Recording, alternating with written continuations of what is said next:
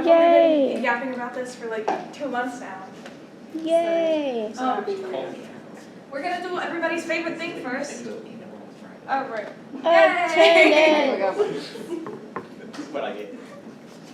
Why are you looking? Okay. Hey guys. So we're talking about DC today. And since I got a request to focus more on characters for the Marvel one, this one is it wasn't just Okay. don't worry. This presentation is just going to be kind of an introduction to like some of the major characters, which is also what it was prior to my technology issues, if you're curious. Also, we're going to abruptly stop at the end because of my technology issues, so hopefully it still makes sense where I ended up stopping. Yay! Okay. So, DC Comics was founded by Malcolm Wheeler Nicholson, who was a pulp writer. He founded National Allied Publications in 1934.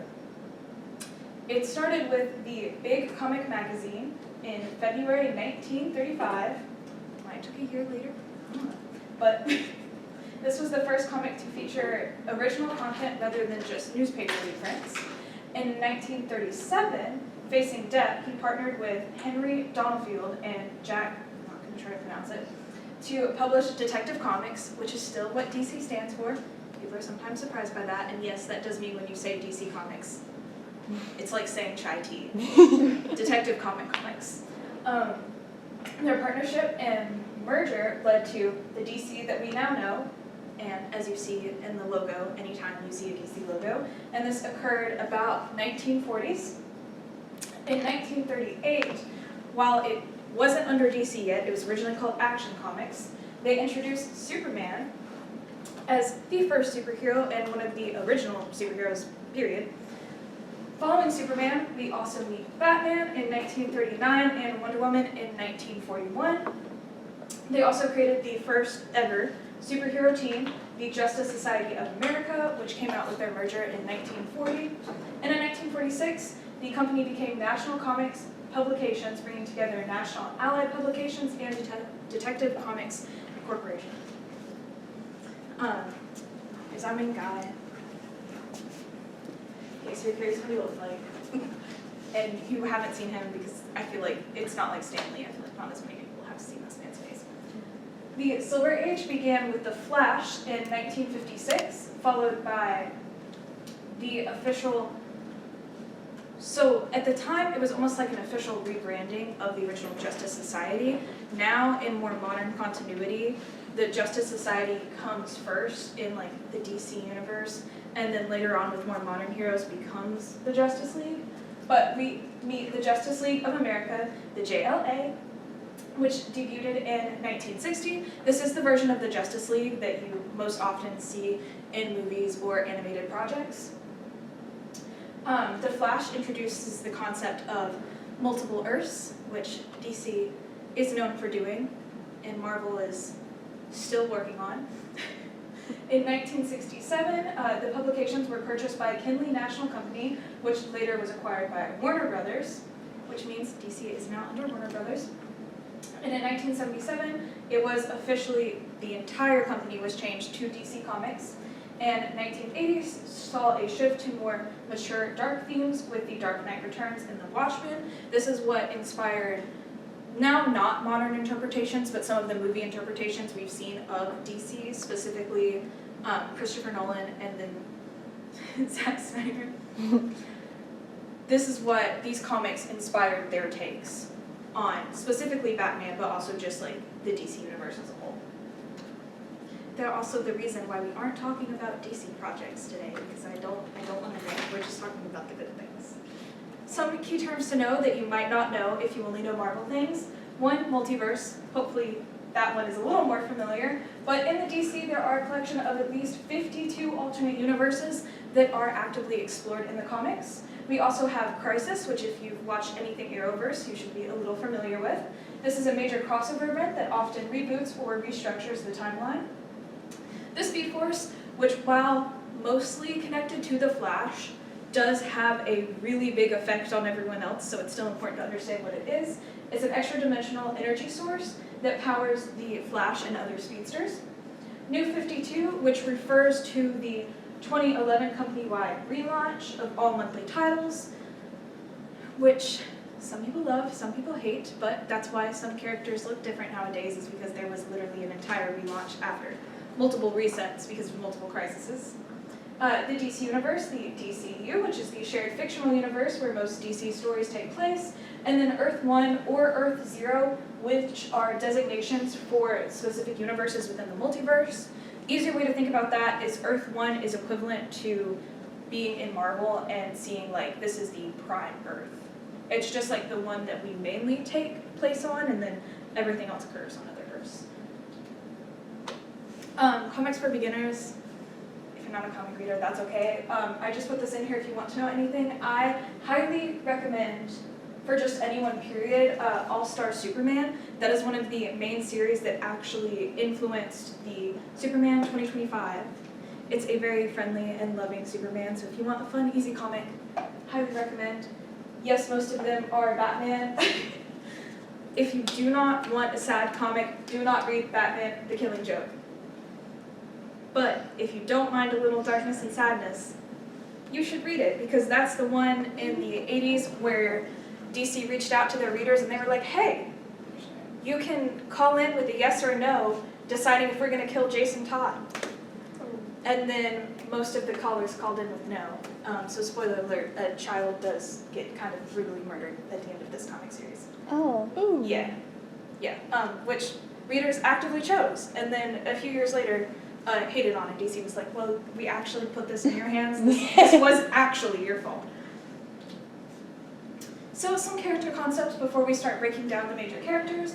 Some things to keep in mind is that DC characters are often defined by their relationships with changing cosmos and everything originating from the metaverse. The DC universe also heavily relies on the sidekick. I'm going to go into this more later, but Batman and Robin started a craze of every single DC hero almost having their own sidekick or family in some way that they take some opportunity in mentoring. You will see it a lot. You would see it even more if I went into more DC heroes. A lot of the heroes operate as modern-day Greek, other mythology-related heroes, or cosmic gods. And then a key concept where... I cut myself off, that's so funny. Bless you. But also to keep in mind, let this be force, there's a lot of things. So this was originally going to be talking about the lantern rings, but I cut myself off. But one thing that DC loves to do is go, hey, we have this cosmic force that is, if you want a comparable, like the Force, but we're just going to make it multiple times over and have it relate to multiple different characters. So you have the Speed Force, which reacts to emotions. You have the Lantern Corps, which reacts to emotions. You have Blue Beetle, which has an ancient system, which reacts to emotions and connects to its user. It's a reoccurring theme. There's also core archetypes, for example, like Superman representing hope, Batman representing guilt, nightmare, and fear, but also overcoming trauma and doing something good with it. Wonder Woman, who is a symbol of peace and justice. The Flash, who represents change and legacy. Green Lantern with willpower, and then Aquaman representing nature, but also the loneliness of a woman. Another fun term to know is metahumans. So, as we briefly talked about in our Marvel meeting, if you were here, Marvel has this lovely thing called mutants, which are very straightforward, and they, you have to have the mutant gene. You're really only born with it. It's a specific group of heroes. So, DC had their own version of that, which were originally called metas, which, when it came out, were affected by a component known as the meta gene. However, in more modern comics, specifically with the New 52, it's kind of being rewritten to encompass just all superpowered beings. So at some point, if I mention metas, or outside of this meeting, if you see metas and you're like, okay, well, someone just called Superman a meta, but also Flash a meta, and it doesn't mean the same thing when it's applying to different people. It gets a little confusing, but just think of it, if they have superpowers, they'll most likely be called a meta. If they're just a normal hero with no superpowers, we just call them a hero. Yay! There's also the lovely DC Trinity. This refers specifically to Batman, Superman, and Wonder Woman, who often, even if it's not played by Clark Kent, Bruce Wayne, and Diana Prince, they're often the heart of any retelling in DC. So like if we're exploring another timeline, it'll still focus around this trio or whoever is like filling in their spots. Also, their deep friendship kind of runs every single story in DC. It's the backbone of the entire company. They also represent the like conflicting morals of the DC overarching story, because you have Wonder Woman and Superman who are like more known to be like fun-loving and they want justice and they want peace, but they're also not necessarily always violent people. And then you have Bruce Wayne who's like, the only thing I don't do is kill. But hey, they're still friends. This is also the trio that starts the original Justice League, which then empowers everything else that happens, which is why they're kind of a big deal. And then I briefly mentioned this, but one thing you'll notice with the character setup, specifically while we're exploring these three, is that they always have a best friend. They always have one major reoccurring love interest, even if some timelines explore other people. And then as stated, they always have sidekicks, or kids, or both, depending on which one you are. This really enforces like the overarching theme of family in DC, but it is also really funny that you like, it's rarer to see a hero that is just a hero and has connections to no one else, is to be like, oh, how'd you become a hero? Batman. How'd you become a hero? Batman. Oh, cool, okay. But hey, at least sometimes they have different things that they do. Here are some of the slides that I forgot to delete. Don't mind me. Yay! Okay, so the way I'm gonna do this, one, because of my technical issue, but also to keep things at least somewhat organized, is I'm mainly going to explore the main three. You will see why I still have a lot of people that I'm talking about, and I'm going to kind of talk about them, their influence on the comics, and then the like main characters still from the comics, but that are connected to these main three. So like I said, it's still a lot, but that way there's at least some sort of flow and organization that we're doing. So of course, we're starting with the lovely Miss Wonder Woman, because ladies go first. She was created by William Marston, and she first appeared in All-Star Comics issue 8 in 1941.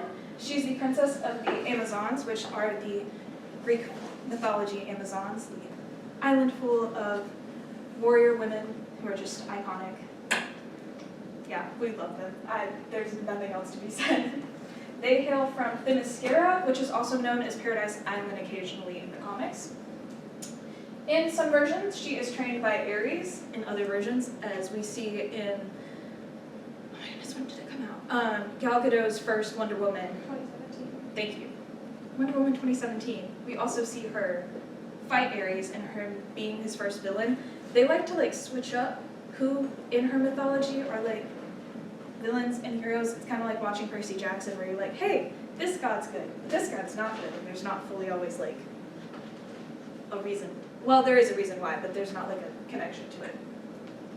She is one of the DC's best fighters, and her abilities include superhuman strength, speed, flight, enhanced reflexes, and accelerated healing. Her signature items include the Lasso of Truth, the Bracelets of Submission, which are what you see if you ever see clips of her like knocking away bullets, that's what she's using, and a tiara she sometimes uses as a projectile. She hasn't done that much, at least in like live action stuff anymore, but it's a big thing if you watch like the old Wonder Woman TV show. She does it a lot, and she still does it a lot in the comics. Also, really fun fact, I think it's happened at least twice that I can recall, but her Lasso of Truth, she's used it on Batman to try to get him to admit his secret identity, and Bruce is so well trained that he'll literally just sit there and be like, I am Batman, which is where the joke I am Batman came from, because he'll literally like make himself believe that he's only Batman and nothing else. Slay. She is originally, in most versions, she's originally formed from clay by her mother, Queen Hippolyta, thank you. Hippolyta, and brought to life by the gods, more specifically Zeus. In modern versions, she's just a demigod daughter of Zeus. They like to vary between these two, but her being formed from clay is more often the version that you'll see, specifically because in the DC realm of the Amazons, they don't really have kids, and so for her to not only be born as a child, but then to grow up as a child is a really big deal, which is why they like to lean towards the clay origin, because it just fits better with the themes they already set up instead of her mom having a kid with Zeus. She often acts as an ambassador to the man's world and works as Diana Prince. She's a core and founding member of the Justice League, and then while highly durable, she is susceptible to physiological trauma, particularly isolation, just because she's been so used to growing up around other people, she's not really used to being by herself. And speaking of Wonder Woman, we have her secret identity, which I'm going to break down for the main three because it's kind of a big deal. That's one main difference between DC and Marvel, is that Marvel, while some characters in Marvel, like Spider-Man, have a secret identity, it's really enforced in DC more than it is in Marvel. Like in Marvel, sometimes, depending on whose secret identity is, they're like a little more loose with like who knows and who doesn't, where like still having your secret identity in DC, depending on like your status. Obviously, if you're like a Fantastic Four in DC, like you just don't have a secret identity, but if you have one at some point, it's like almost currency to like keep that close and have as little people as possible figure out.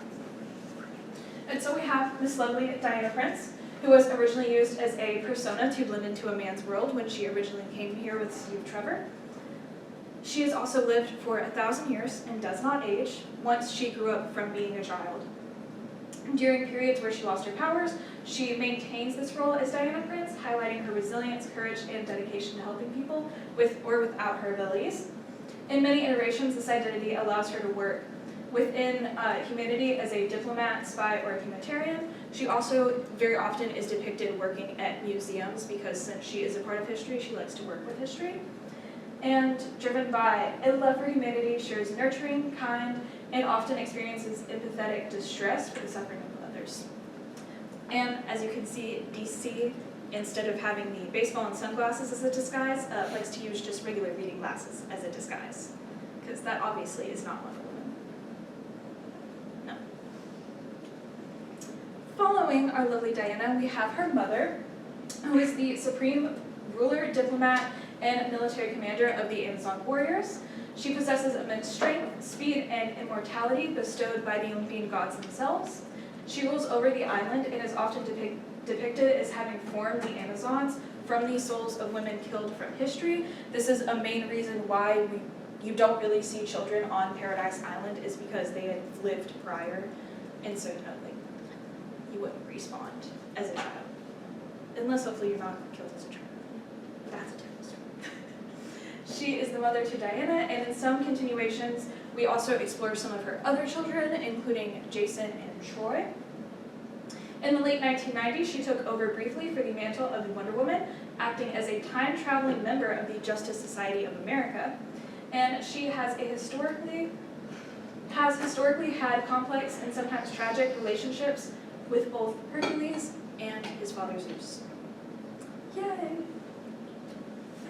And then we have one of my personal favorites, Miss Lovely Donna Troy. She was first known as Wonder Girl and then went through many different name changes, though briefly she does stick around Wonder Woman. She was originally an orphan rescued by Wonder Woman, and Donna was taken in by her mom on Themyscira and granted powers by the Purple Healing Ray. She's a member of the Teen Titans.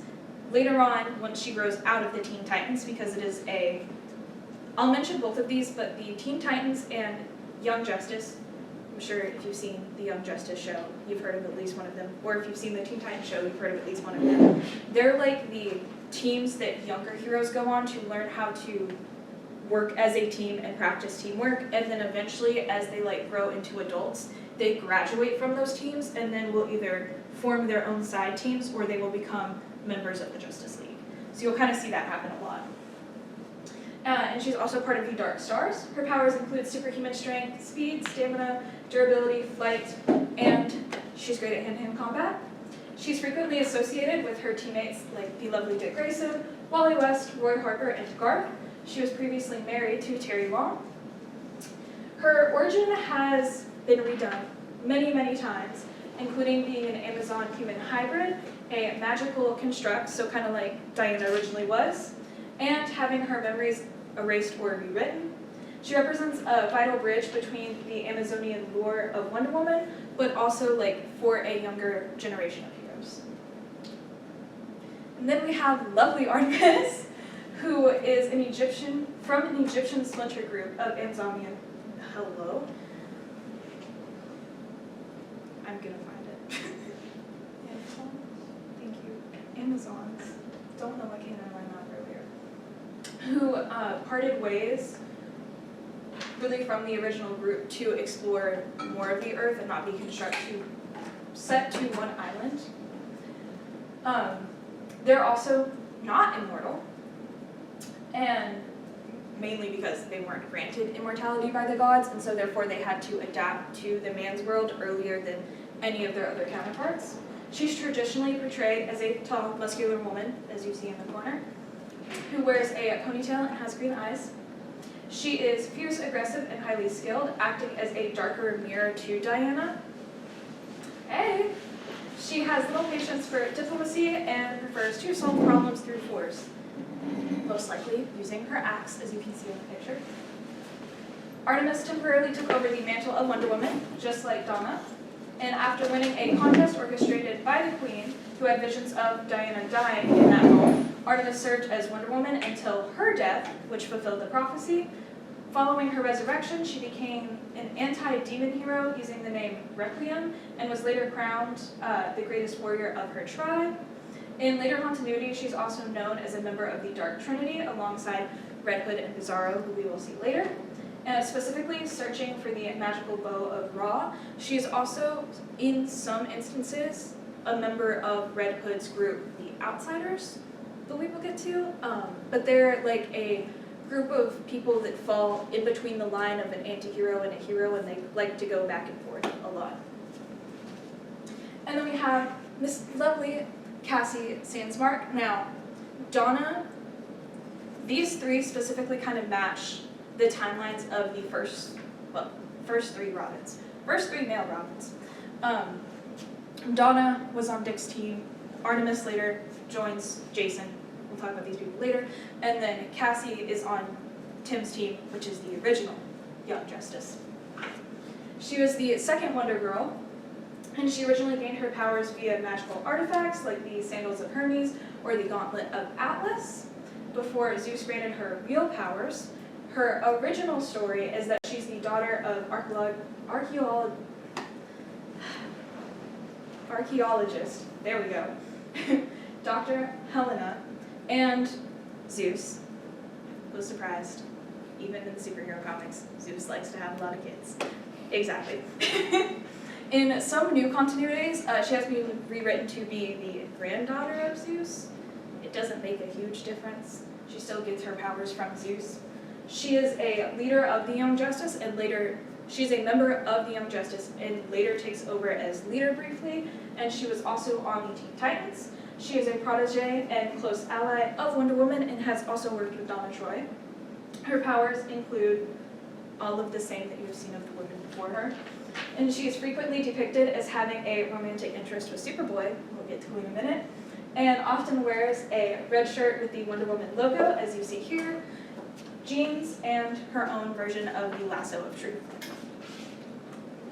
Also, I picked this specific image because it shows some of her memories. Like, we have Young Justice here, we have training with Wonder Woman, we have a fight we won't talk about, we have more Young Justice, specifically featuring Tim Drake and Bart Allen, and then her on a date with Superboy. So, not the best version of Superboy, but we'll get there in a second. Again, our lovely photo slide. And then we have Superman! Yay! Yay! Wow, thanks guys, we finally got a reaction out.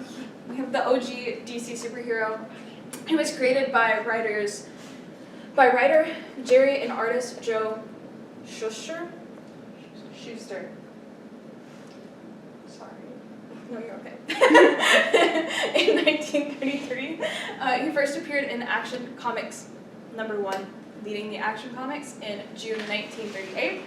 He is considered the first modern superhero. He basically started the trend of superheroes. His Kryptonian and birth name is Kal-El. So, in case you don't know, Kal-El is broken up. His first name is Kal, and then like you see with Loki and Thor from Marvel, because I'm comparing it to Marvel because most of you in this room I know have watched Marvel things. The same way that Thor is Thor, Odin's son, El actually stands for his father's name. So he is Kal, son of El, from House of El too. Bye. As previously stated, he was born on the planet Krypton, but he was sent away pretty much as a baby by his parents when it was found out the planet was going to be destroyed, and he's literally saved moments before its destruction.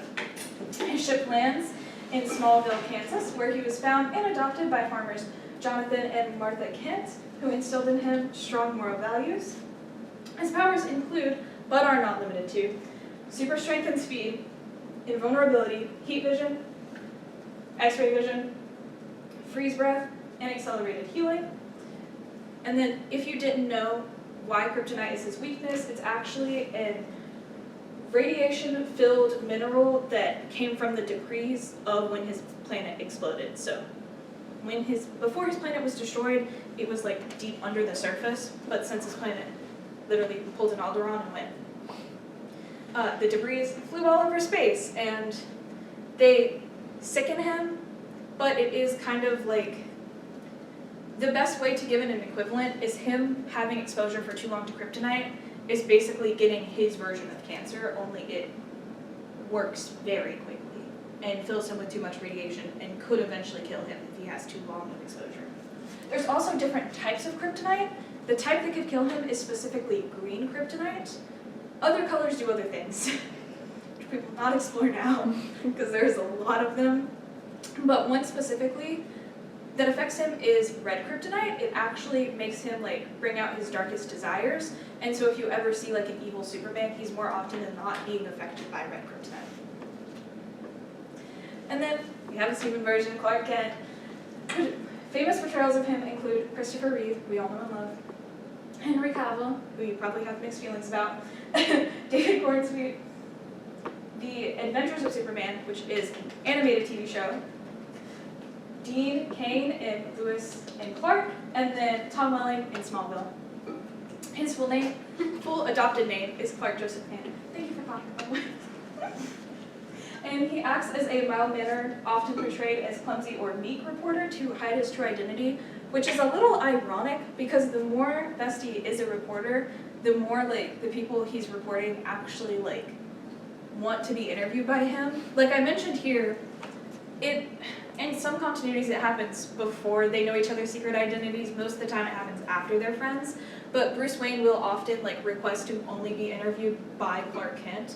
And then as he does that, other higher elite people, both in Metropolis and Gotham, are wait a second, we like this interviewer too. Actually, if you're gonna interview us, it has to be him. And he unironically ends up at a bunch of galas and stuff doing interviews, which I think is funny because he's purposefully trying to be a clumsier person, but then it's actually good at his job. And then specifically from what I mentioned, the Superman, this is an earlier version animated series. Superman, the animated series, he does mention that Clark is who he is, and it's his way to kind of still be a hero without always being Superman all the time. And then we have the lovely Lois Lane. She is a Pulitzer Prize-winning investigative journalist at the Daily Planet in Metropolis, who she works with Clark, because I forgot to mention that he works at the Daily Planet. She frequently also works with their co-best friend, Jimmy Olsen, and their head editor, Perry White. She's the daughter of General Sam Lane and is Superman's primary love interest and wife most of the time. She debuted in Action Comics #1 with Superman in 1938. But she's also friends to a lot of the other Justice League members. Specifically, she has a close friendship with Bruce Wayne. She's known for her fierce determination intelligence, and bravery, but she's also defined by her ability to handle dangerous situations, as she is an investigative journalist. And occasionally she does get superpowers and become Superwoman or the Red Tornado on Earth too. Then, speaking of lovely Jimmy Olsen, we have our favorite photographer, James Jimmy Olsen, who debuted in Action Comics number 6. He serves as the youthful, red-haired photographer / club reporter for the Daily Planet. Sometimes he is a similar age to Clark and Lois, and they're like kind of like a trio. Sometimes he's younger, and they take him under their wing as like a mentor figure. He also works with Project Cadmus, which becomes a big deal in a little bit, and the League of Superheroes, which if you've watched anything from the Arrowverse and you know a character Mon-El, it's the same League of Superheroes. He, as mentioned, is known as Superman's pal. This is that best friend figure that I was talking about earlier, where you have Lois Lane, who's his primary love interest, and then his best friend, Jimmy Olsen, both of which always fill those roles. Well, pretty much always fill those roles. He's known by various nicknames, including Elastic Lad, Flamebird, and Mr. Action. And he has a signal watch that you can't see here, but it's underneath his coat, that he will use to signal Superman in an emergency. Yes? Isn't there like also, it's been used a bit less, but these news movie where like he inexplicably for some reason has like giant fan clubs for him? Yes, so this happens in some takes. I feel like it always happens, but it's not always talked about. For some reason, everyone finds Jimmy Olsen attractive. It's kind of like he's the in-person version of Nightwing, in which everyone's like, oh, Dick Grayson. Everyone in the DC universe is like, Jimmy Olsen. There's no explanation, other than he's just a good man, so at least, he deserves the attention. But it's just like, people like to joke that it's like his superpower. But yes, that's why in the movie he has his own fan club, because it is just something that ironically happens, and I love it personally. It also leads into why I think it's funny that Clark is so bad at being an invisible person, because his best friend and his wife are such noticed people without being superheroes, and then there's oh yeah, and then there's Clark Kent. He definitely can't be Superman. Forgot to mention, actually, with Clark Kent. So do you see the glasses on his face? So these are sometimes called hypno glasses, in which when he wears them, everyone who sees him will see a different face, which is why he can just hide behind the glasses, along with changing his body language. There are some continuities in which they're just regular glasses, and so then they fall into the standard DC disguise of, if I put on glasses, no one will know who I am. It's like the old 2000s movies in which a girl would have a makeover and she'd take off her glasses and they'd be like, who are you? You're a new person. You're beautiful. Beautiful. Yep. And then we get our first introduction to the first DC family. We have the lovely super family. Now, I'm not going to talk about everyone. There are a lot of supers in the DC universe, even if I was just focusing on one Earth and one Earth only. So we're just going to talk about kind of the top names. But this is an informal, evolving group of DC comic characters closely associated with Superman. They often share similar powers, either being relatives, sharing blood with Superman, or coming from Krypton themselves. They also match similar family ties and have the same moral values. They typically operate out of Metropolis to protect Earth, but they can also come from other cosmic places.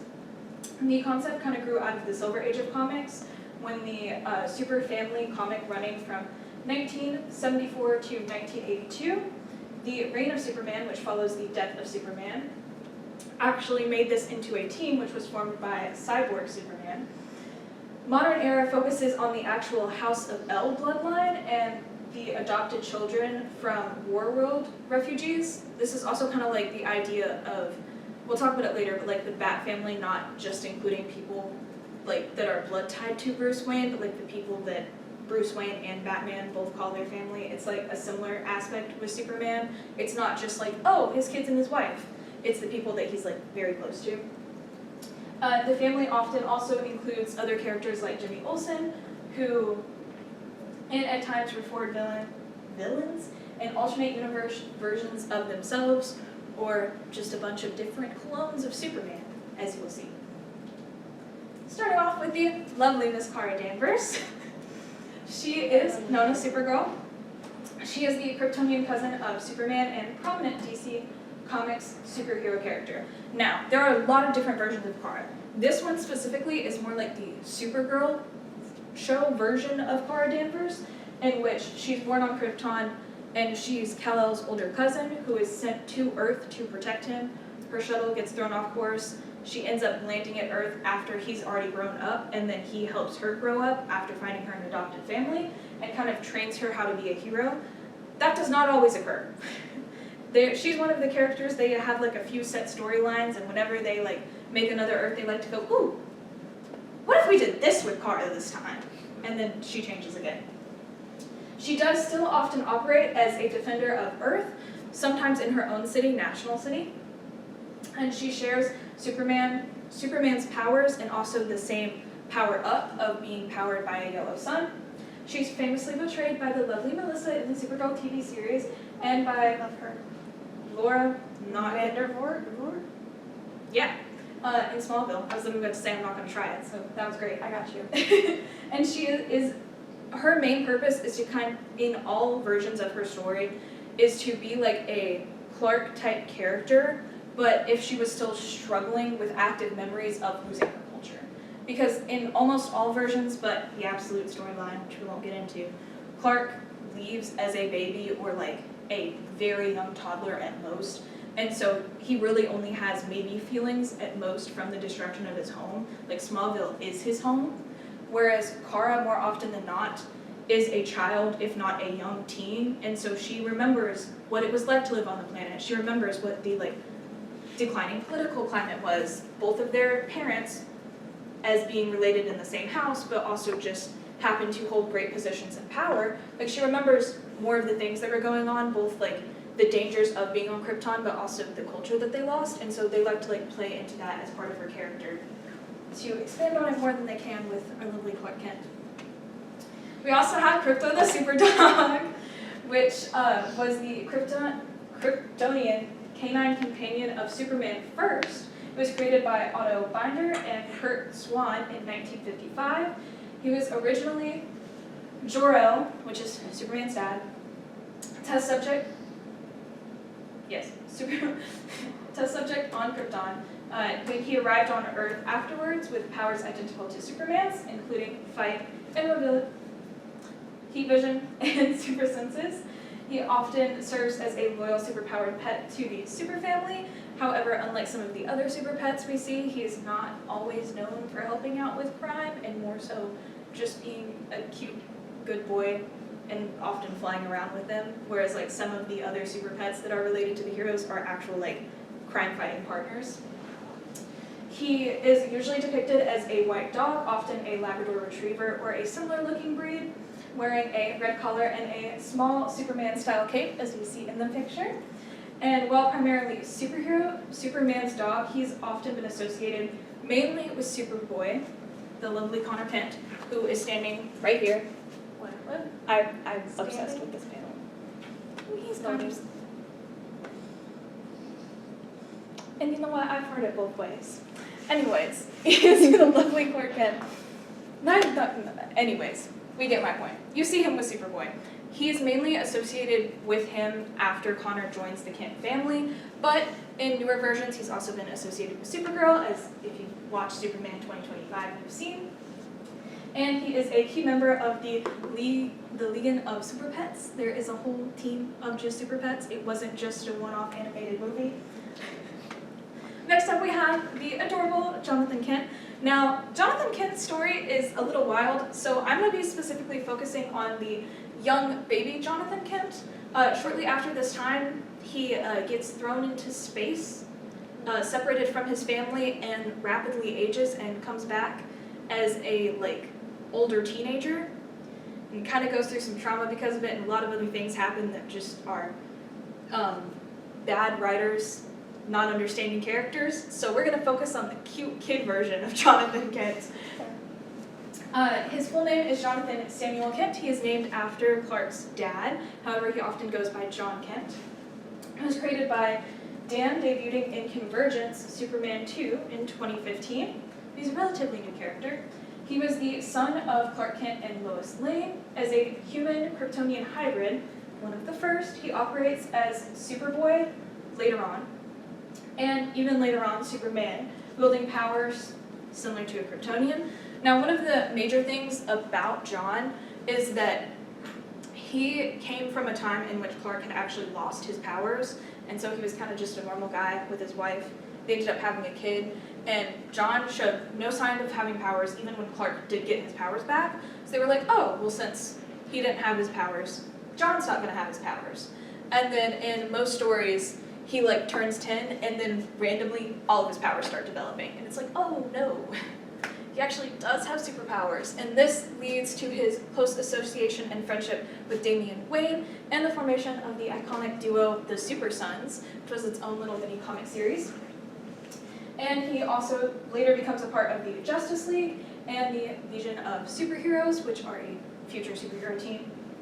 He represents the next generation of heroes in balancing immense power with the humanity of Lois Lane.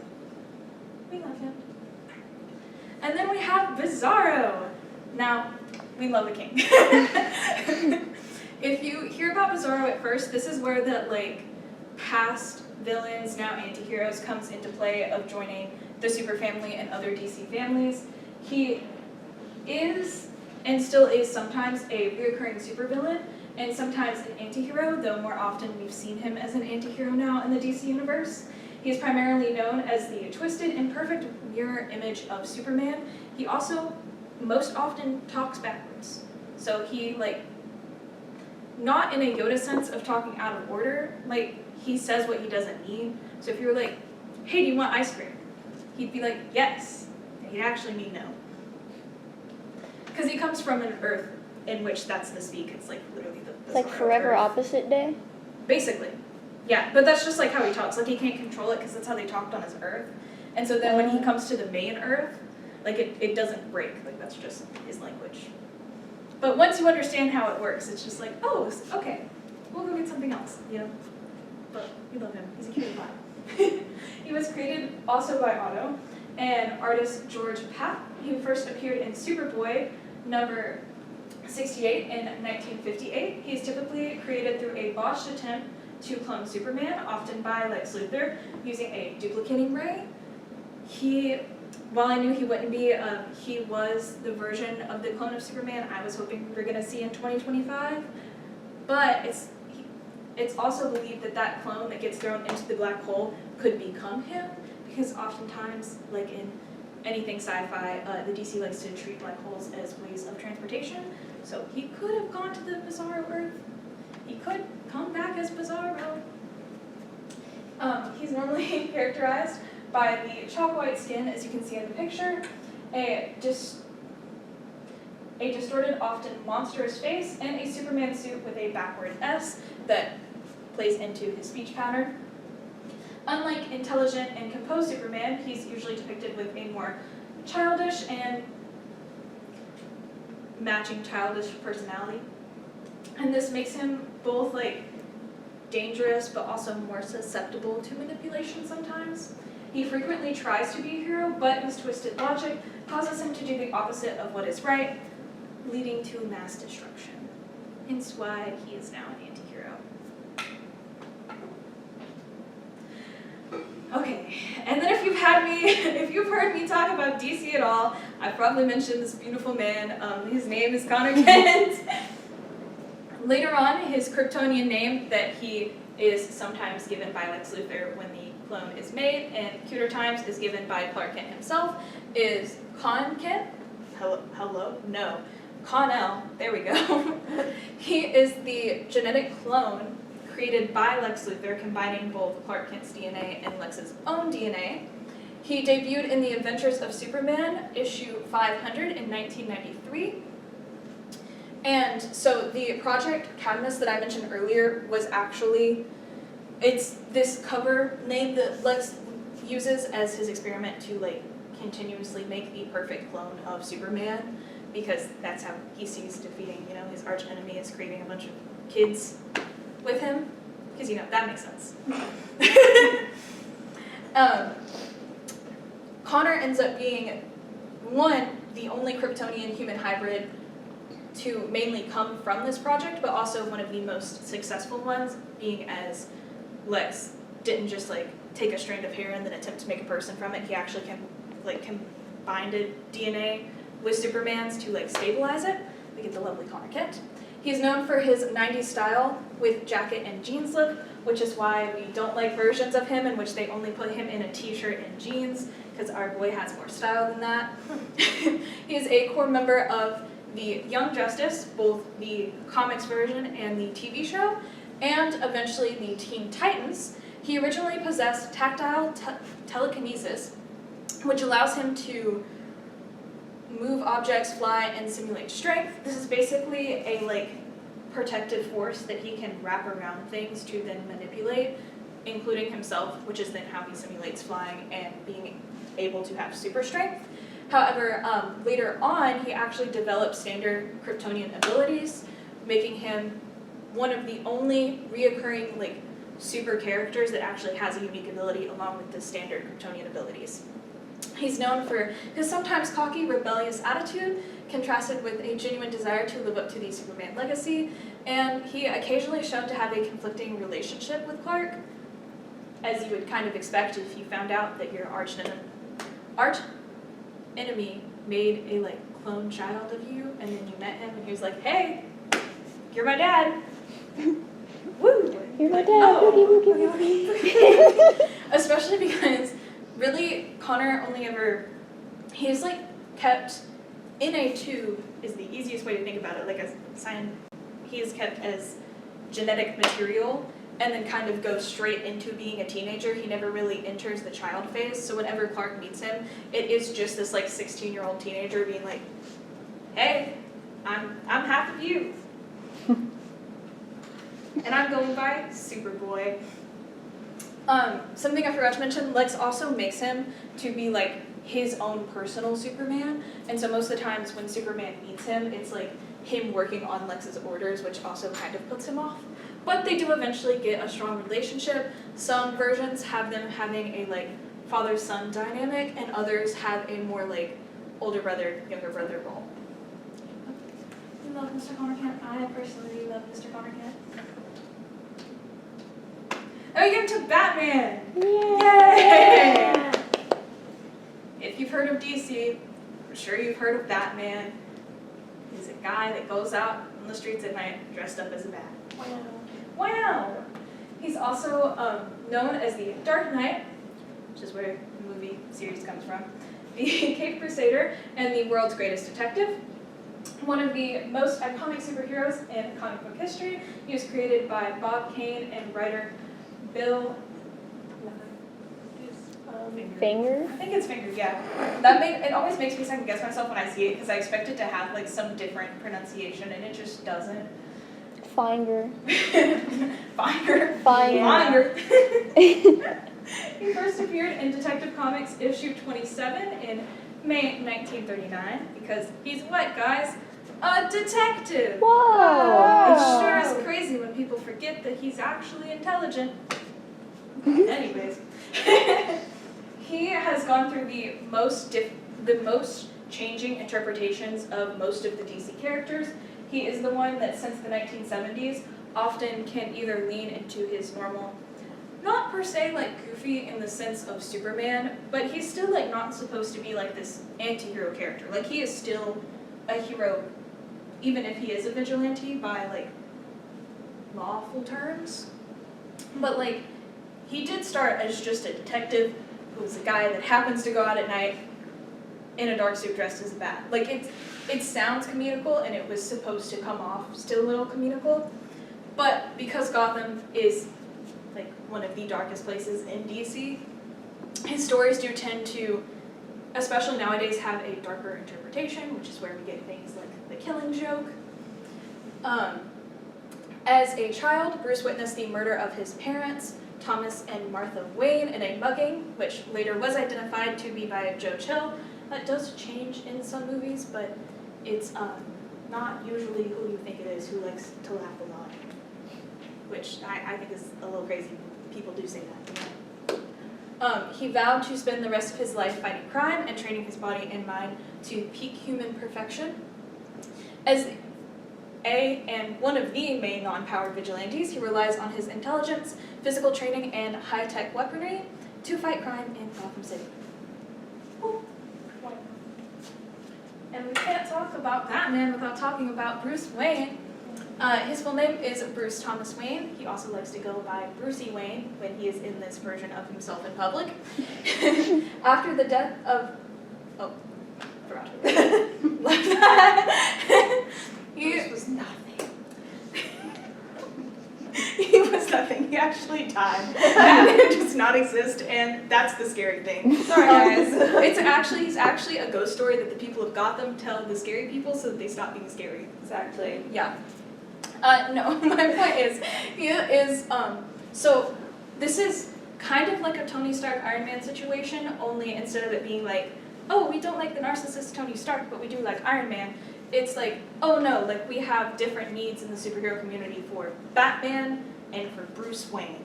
So both of them are like members of a sense of the Justice League.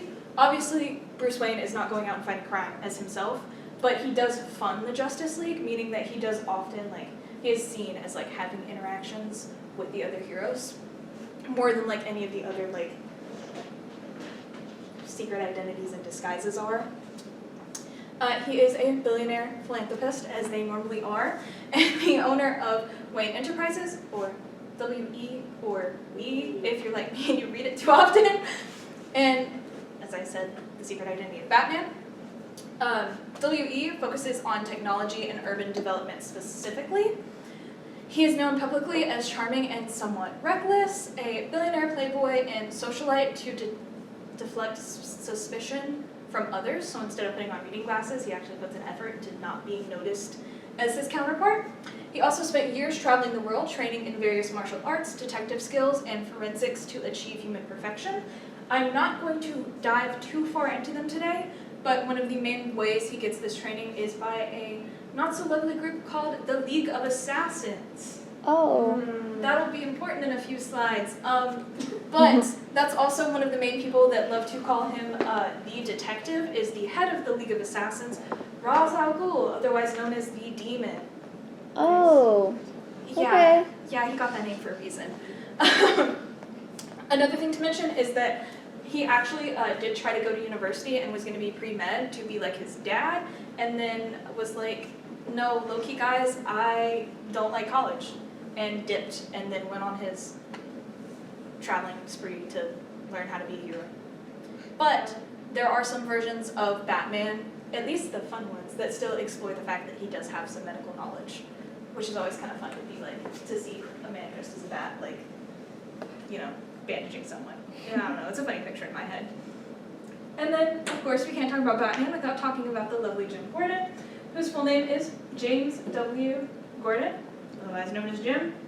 He is one of the most enduring supporting characters in the DC universe. I would argue also one of the most well-known supporting characters. He serves as the police commissioner for the Gotham City Police Department, or the GCPD, and the primary law enforcement ally to Batman. He's created by our guy, Bill Baker, and Bob Kane. And he first appeared in Detective Comics issue 27 in May 1939, making him, along with Batman, one of the oldest continuously appearing characters in the franchise. He often suspects or knows the identities both of Batman and Batgirl.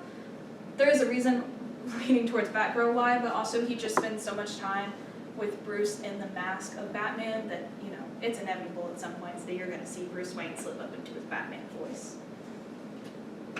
And then we have the lovely Leslie Tompkins. This is Dr. Leslie Tompkins. She's a key supporting character in the Batman mythos as a whole. You will often see her doing everything. She is our main doctor. You got an issue, you call this queen up. She was created by Dennis O'Neil and first appeared in Detective Comics issue 557 in 1976. She's a skilled physician and friend of Thomas and Martha Wayne. She becomes a surrogate mother figure to Bruce after their passing, often acting as his moral compass and sounding board. She runs a free clinic in Gotham slums, otherwise known as Crime Alley, for the poor and criminals, serving as a beacon of hope and a neutral party in the city's crime war. She does know that Bruce is Batman. She pretty much knows the identity of the entirety of the Bat family, mainly because you can't be the primary doctor to a group of vigilantes and not learn their secret identities. You know, it's a little hard to like operate on someone with like their super suit still on. And she does strongly disapprove of him being a vigilante, but also openly like supports it at the same time because she knows how much that the city needs it.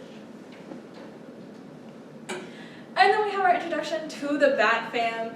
A lot of these pictures you're going to see after this come from a lovely webtoon that I highly recommend everyone read. It's so much fun. It's called The Wayne Family Adventures. It's just a cutie superhero comic about my favorite superhero family. You should take a look.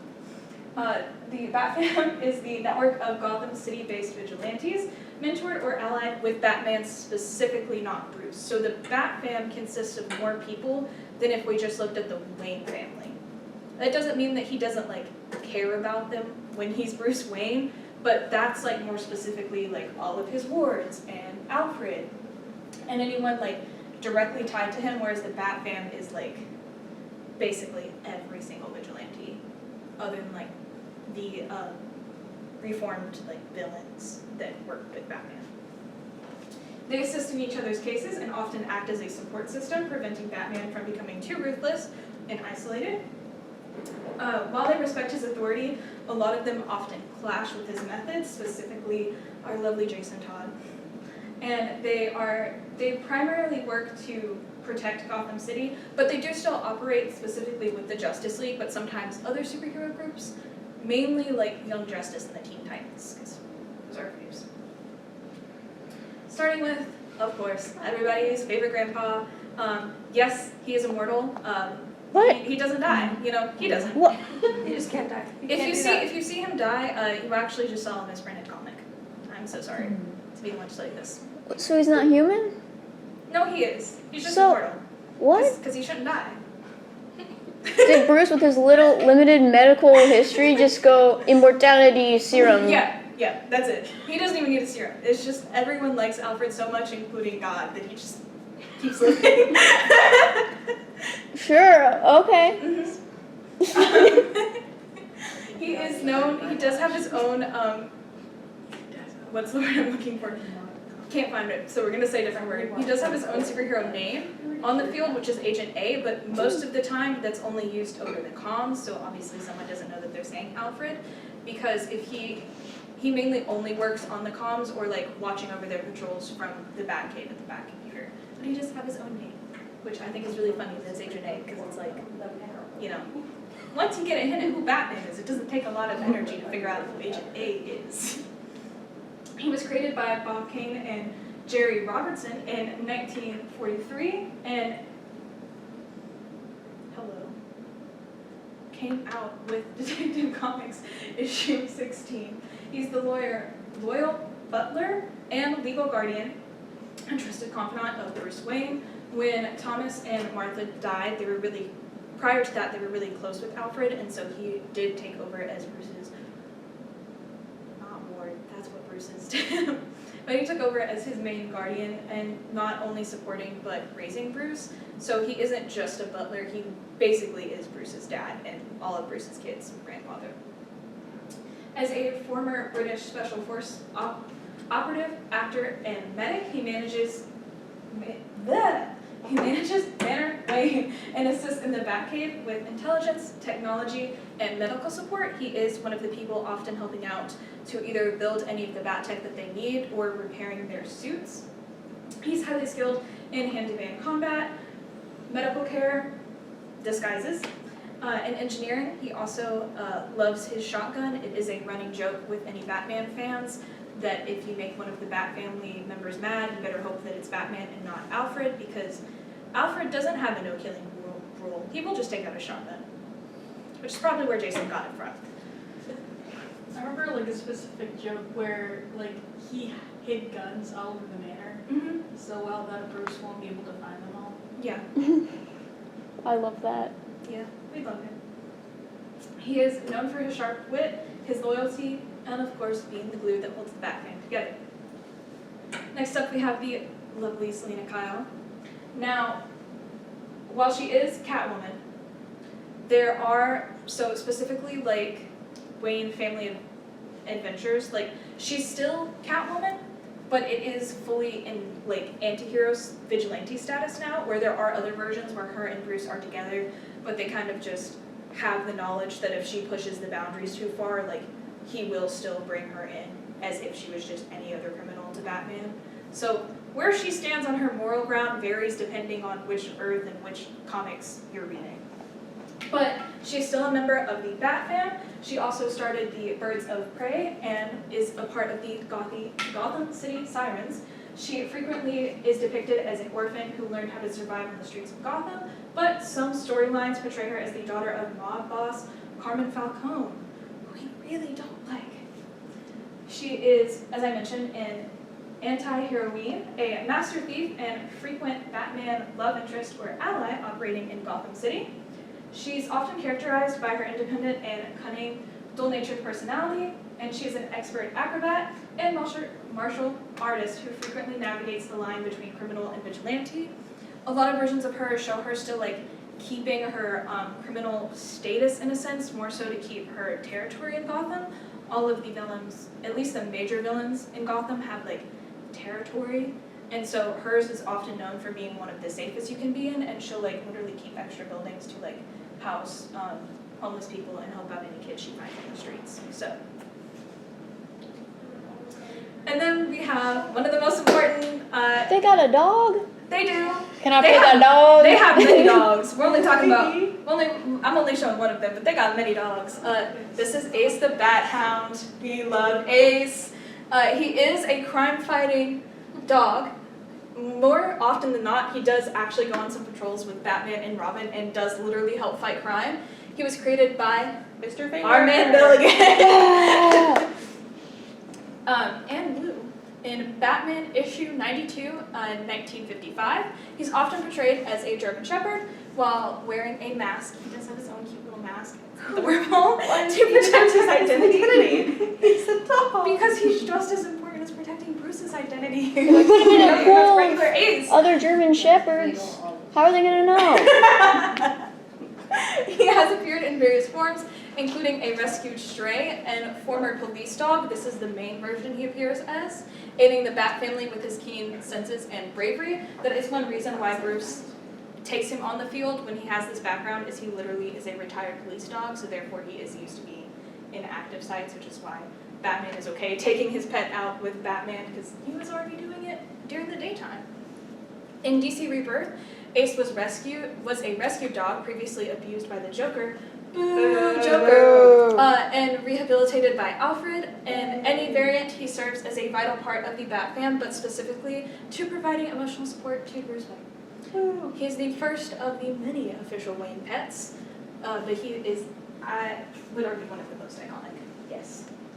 Why is there a T-Rex in the background? I was thinking. I was hoping you were going to ask. Okay. Is it another So, Bat Fan?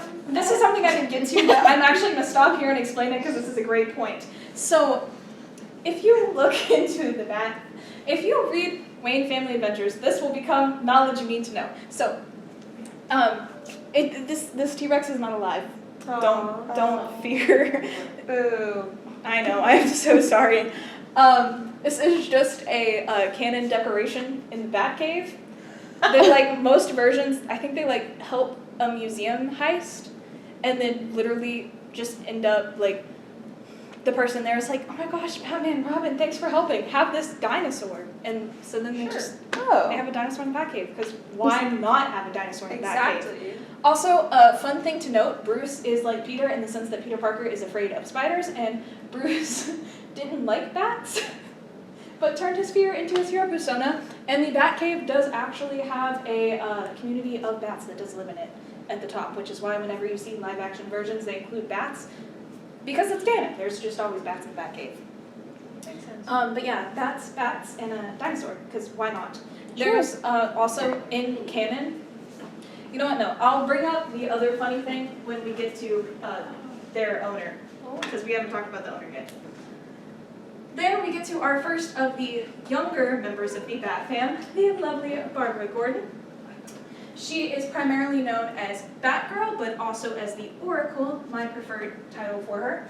She came out with Detective Comics issue 359 in 1967. She is the, more often than not, sometimes